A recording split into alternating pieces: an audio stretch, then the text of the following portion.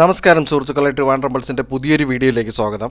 തിരുവനന്തപുരത്ത് ശ്രീകാര്യത്ത് നിർമ്മിക്കുന്ന മേൽപ്പാലത്തിൻ്റെ വാർത്തകൾ പതിവായി ഈ ചാനലിൽ അപ്ഡേറ്റ് ചെയ്തു വന്നിരുന്നു. എന്നാൽ കഴിഞ്ഞ 6 മാസത്തിലേറെയായി പുതിയ വാർത്തകളൊന്നും ലഭിച്ചിരുന്നില്ല. ഒടുവിൽ ഇപ്പോൾ പുതിയ ടെൻഡറിന് സർക്കാർ അനുമതി നൽകിയതോടെ ഇതിൻ്റെ നിർമ്മാണം വേഗത്തിൽ ആരംഭിക്കുമെന്നാണ് ഇപ്പോൾ മനസ്സിലാക്കുന്നത്. ആദ്യം ഇപ്പോൾ വന്ന ടെൻഡറിനെ കുറിച്ചുള്ള വാർത്തകൾ എന്തൊക്കെയാണ് എന്നൊന്ന് നോക്കാം. Kochi metro rail limited KMRL നേരത്തെ തയ്യാറാക്കിയ എസ്റ്റിമേറ്റ് പ്രകാരം GST ഉൾപ്പെടെ 60.73 കോടി രൂപയായിരുന്നു ശ്രീകാര്യം മേൽപ്പാലത്തിൻ്റെ നിർമ്മാണ ചെലവ്. എന്നാൽ ലഭിച്ച ടെൻഡറുകളിൽ ഏറ്റവും കുറഞ്ഞ തുക ക്വാട്ട് ചെയ്ത കമ്പനി 71.38 കോടിയായിരുന്നു. അതായത് എസ്റ്റിമേറ്റിനേക്കാൾ 18% അധിക തുക. ഇത് KMRL സർക്കാരിൻ്റെ അനുമതിക്കായി സമർപ്പിക്കുകയും ഒടുവിൽ മന്ത്രിസഭാ യോഗം ഇതിന് അനുമതി നൽകുകയും ചെയ്തു. ഭൂമി ഏറ്റെടുക്കലിനായി സർക്കാർ 70 കോടി നേരത്തെ ചിലവാക്കിയിരുന്നു. കൂടാതെ ഭൂമി ഏറ്റെടുക്കൽ വേഗത്തിൽ നടക്കുകയും കെട്ടിടങ്ങൾ ഇടിച്ചു നിരത്തുകയും ഒക്കെ ചെയ്തിരുന്നു. അപ്പോഴാണ് എസ്റ്റിമേറ്റ് തുകയേക്കാൾ കൂടുതൽ കരാറുകാർ ആവശ്യപ്പെട്ടത്. റീടെൻഡർ ചെയ്യുകയാണെങ്കിൽ ഇപ്പോഴത്തെ അവസ്ഥയിൽ നിന്നും തുക കൂടും എന്നതിനാലാണ് സർക്കാർ ഇപ്പോൾ അനുമതി വേഗത്തിലാക്കിയത്.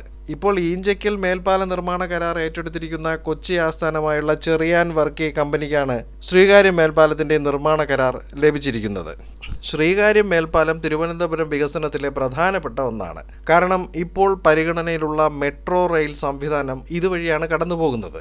ഭാവിയിൽ മെട്രോ നിർമ്മാണം നടക്കുമ്പോൾ അതിനുകൂടി ഉപയോഗപ്പെടുന്ന തരത്തിലായിരിക്കും ശ്രീകാര്യം മേൽപ്പാല നിർമ്മാണവും നടത്തുന്നത്. ഇനി അടുത്തത് കരാർ ഉറപ്പിക്കൽ നടപടികളാണ്. അത് കഴിഞ്ഞ് നിർമ്മാണം തുടങ്ങിയാൽ 1.5 വർഷം കൊണ്ട് പൂർത്തിയാക്കുന്ന തരത്തിലായിരിക്കും ഇതിൻ്റെ പ്രവർത്തനങ്ങൾ നടക്കുന്നത്. 2 tier ഡബിൾ ഡെക്കർ മാതൃകയിലായിരിക്കും ഈ മേൽപ്പാലത്തിൻ്റെ നിർമ്മാണം നടക്കുക എന്നാണ് പറയുന്നത്. അതായത് മേൽപ്പാലത്തിൻ്റെ മധ്യഭാഗം ഭാവിയിൽ മെട്രോയുടെ പില്ലറുകൾ സ്ഥാപിക്കാൻ കഴിയുന്ന തരത്തിലായിരിക്കും. ശ്രീകാര്യത്ത് മുസ്ലിം പള്ളിക്ക് സമീപം മുതൽ കല്ലമ്പള്ളി സൗത്ത് ഇന്ത്യൻ ബാങ്ക് വരെ 535 മീറ്ററാണ് പാലത്തിൻ്റെ നീളം വരുന്നത്.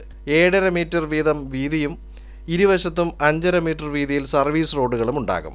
ചെറുവയ്ക്കൽ, ഉള്ളൂർ, പാങ്ങപ്പാറ വില്ലേജുകളിലെ 168 സ്വകാര്യ വ്യക്തികളുടെ 1.34 ഹെക്ടർ സ്ഥലമാണ് ഈ ശ്രീകാര്യം മേൽപ്പാല നിർമ്മാണത്തിനായി ഏറ്റെടുത്തത്. ഇതിൽ സ്വമേധയാ ഭൂമി വിട്ടു നൽകിയവർക്ക് സെന്റിന് 21 ലക്ഷവും മറ്റുള്ളവർക്ക് സെന്റിന് 18 ലക്ഷവും വീതവുമാണ് നൽകിയത്. ഫ്ലൈ ഓവർ നിർമ്മാണം തുടങ്ങുന്നതിന് മുന്നോടിയായി ഉടനെ തന്നെ ഇരുഭാഗത്തും സർവീസ് റോഡുകൾ തയ്യാറാക്കും എന്നാണ് അറിയുന്നത്. ശ്രീകാര്യം മേൽപ്പാലം യാഥാർത്ഥ്യമാകുന്നതോടെ നഗരത്തിലെ ഏറ്റവും തിരക്കേറിയ മറ്റൊരു കുപ്പിക്കഴുത്ത് ജംഗ്ഷനാണ് പരിഹാരമാകുന്നത്. ഇതിനോടൊപ്പം തന്നെ നേരത്തെ പ്രഖ്യാപിച്ചിരുന്ന പട്ടം, ഉള്ളൂർ മേൽപ്പാലങ്ങളുടെ നിർമ്മാണം ഈ അലൈൻമെൻറ്റിലെ മാറ്റവുമായി ബന്ധപ്പെട്ട് അതിൻ്റെയൊക്കെ നിർമ്മാണ നടപടികൾ തൽക്കാലം നിർത്തിവെച്ചിരിക്കുകയാണ് എന്നാണ് അറിഞ്ഞത്. എന്തായാലും പുതിയ അപ്ഡേറ്റ് വാർത്തകൾ ശ്രീകാര്യം മേൽപ്പാലവുമായി ബന്ധപ്പെട്ട് ലഭിക്കുന്നതോടൊപ്പം ഈ ചാനലിൽ വീഡിയോകളും പോസ്റ്റ് ചെയ്തുകൊണ്ടിരിക്കും. ട്രിവാൻഡ്രം പൾസ് എന്ന ഈ ചാനലിൽ നൽകുന്ന പിന്തുണയ്ക്ക് നന്ദി അറിയിക്കുകയാണ്.